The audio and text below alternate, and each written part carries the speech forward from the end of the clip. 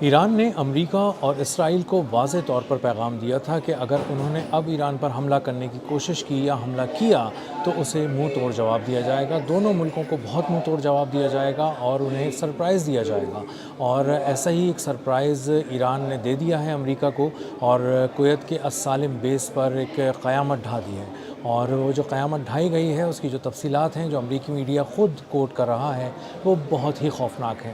میرا نام اظہر علی خان ہے اور آپ دیکھ رہے ہیں آج کی بات۔ ایک بہت بڑا نقصان پہنچایا گیا ہے امریکہ کو، اس کی ایئر بیس پر حملہ کر کے کویت میں، اور السالم بیس پر ایک بیلسٹک میزائل حملہ کیا ایران نے، اور اس حملے کی اب تفصیلات سامنے آئی ہیں۔ 28 مئی کو یہ حملہ کیا گیا تھا۔ اس حملے کے جواب میں جو امریکہ نے بندر عباس کے ساحلی شہر پہ کیا تھا، اس میں مختلف جگہوں پر حملے کیے تھے۔ کچھ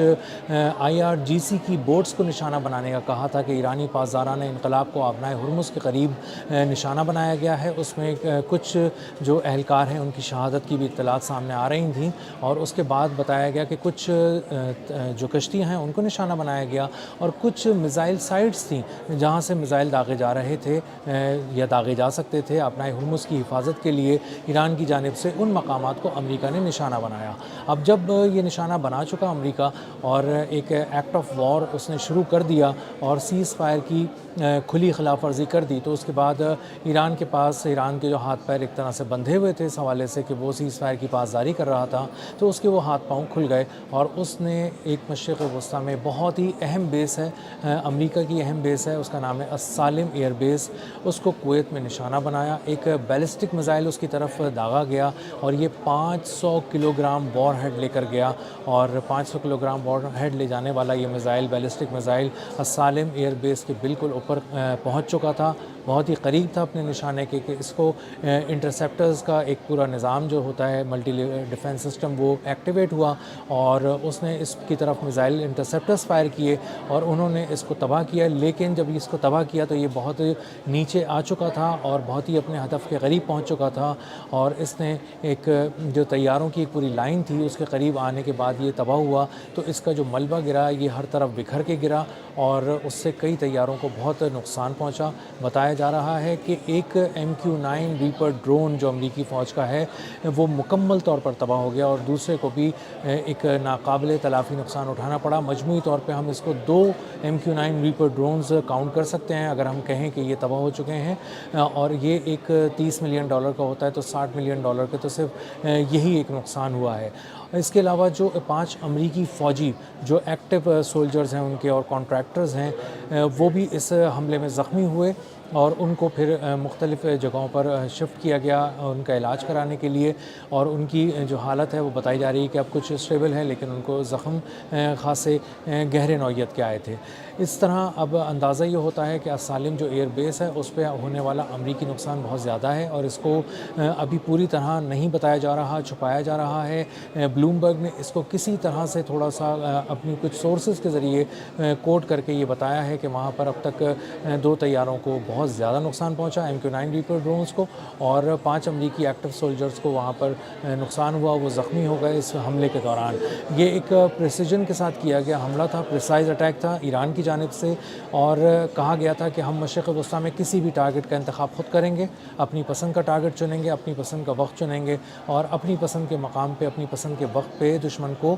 مزہ چکھائیں گے اور جواب دیں گے۔ اور اسی طرح، اور اسی لیے انہوں نے السالم ایئر بیس کا انتخاب کیا، اور کویت کے اندر ایک امریکی بیس کو نشانہ بنایا، اور امریکی بیس کو کویت میں نشانہ بنانے کا مطلب یہ ہے کہ تمام مشرق وسطیٰ میں جو بیسز اب باقی رہ گئی ہیں امریکہ کی، ان سب کے لیے پیغام ہے کہ آپ سب کے ٹارگٹس ہم پر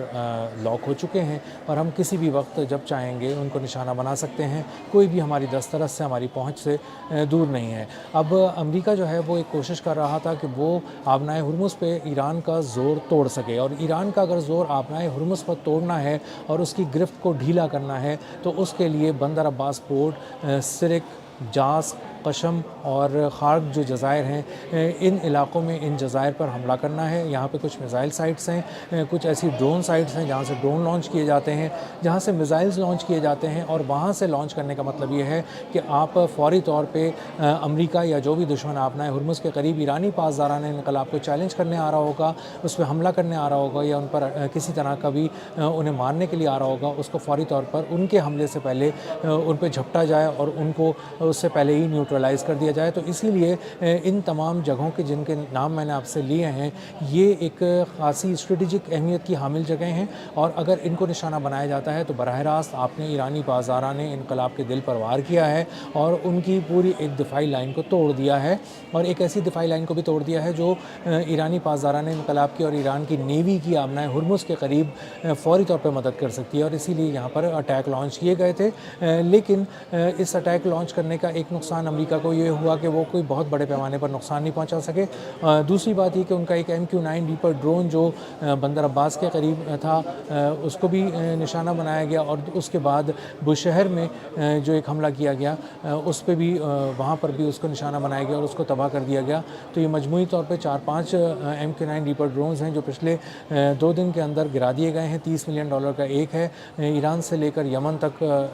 MQ-9 रीपर ड्रोन्स का शिकार किया जा रहा है, आसानी से किया जा रहा है। 50,000 फुट की बुलंदी पर इसको निशाना बनाया जा रहा है और इससे अंदाज़ा हो रहा है कि जो ईरान और यमन में एयर डिफेंस सिस्टम्स लगे हैं वो किस कदर मियारी हैं, किस कदर जदीद हैं कि वो 50,000 फुट की बुलंदी पर उड़ते हुए एक इलेक्ट्रॉनिक वॉरफेयर के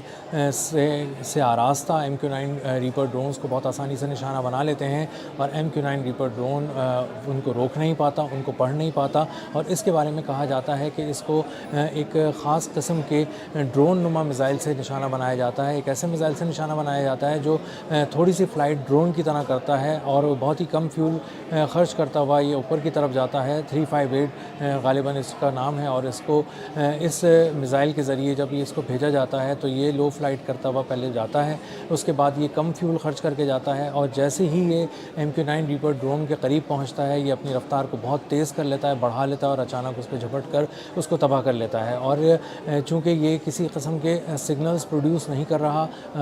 एमिट नहीं कर रहा, भेज नहीं रहा फ़िज़ा में, इसीलिए इसको MQ-9 रीपर ड्रोन अपनी तमाम तर जदीद टेक्नोलॉजी के बावजूद पढ़ नहीं पाता, देख नहीं पाता और इसीलिए इसका आसान शिकार बन जाता है। तो इसको ईरान से लेकर यमन तक इस मिसाइल को बहुत ही कामयाबी से इस्तेमाल किया जा रहा है, ईरान की जानिब से भी,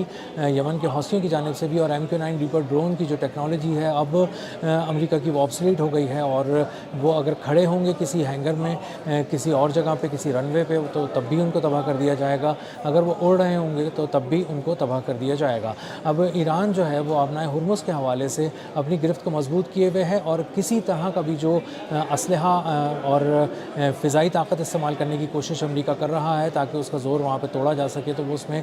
यकसर नाकाम हुआ है। और इसीलिए अब कहा जा रहा है कि जो माइंस बिछी हुई हैं, जो बारूदी सुरंगें आबनाए हुर्मुज़ पे बिछी हुई हैं, अब उनकी सफाई के एक ऑपरेशन को अमेरिका शुरू करने जा रहा है और बहुत ही ज़्यादा इस बात का इम्कान बढ़ता जा रहा है कि वो वहाँ पर एक बहुत बड़ी जंग छिड़ सकती है आबनाए हुर्मुज़ के पास इस हवाले से, क्योंकि ईरान उनको समेटने नहीं देगा और अमेरिका उन्हें समेटे बगैर आगे बढ़ नहीं सकता। तो अमेरिका एक बहुत बड़ी नाकाबंदी वहाँ पर लगा कर बैठा है जिसमें उसके 15,000 फ़ौजी हैं, बहुत से वॉरशिप्स हैं और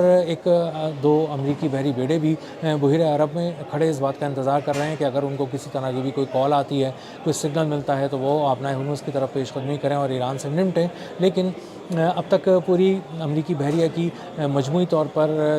ये सारी ताकत लगाने के बावजूद भी इतनी हिम्मत नहीं हो पाई है कि वो 500 किलोमीटर के रेडियस में आबनाए हुर्मुज़ के करीब आ सकें, क्योंकि ईरान ने एक वाज़े तौर पे ये लकीर खींच दी है, एक सुर्ख लकीर है कि अगर इस रेड लाइन को क्रॉस किया, 500 किलोमीटर के अंदर आबनाए हुर्मुज़ में आने की कोशिश की तो आपको तबाह कर दिया जाएगा। और उसके लिए जो तैयारी है वो ईरान की बहुत ही ज़बरदस्त है। जैमिंग से लेकर अटैकिंग तक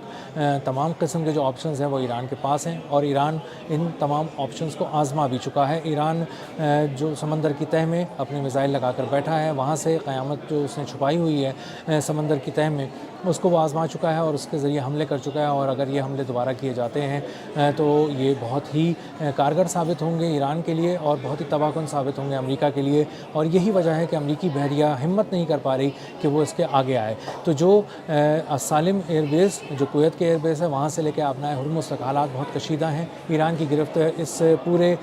ریجن پہ بہت زیادہ مضبوط ہے۔ ایران اپنی پسند کی جگہوں پہ اپنے پسند کے وقت پہ اپنے پسند کے اہداف پہ نشانہ لگاتا ہے اور جب چاہتا ہے اس کو تباہ کر دیتا ہے، اور امریکہ بہت زیادہ محدود ہو کر رہ گیا ہے اور اس کو اپنی بے بسی صاف نظر آ رہی ہے۔ ایک ناقابل تلافی نقصان السالم ایئر بیس پہ امریکہ کا ہوا کویت کی، اور اس کے بعد امریکہ کو بریک لگ گئے اور اب امریکہ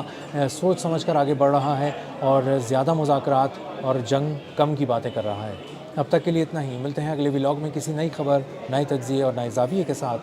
اللہ حافظ۔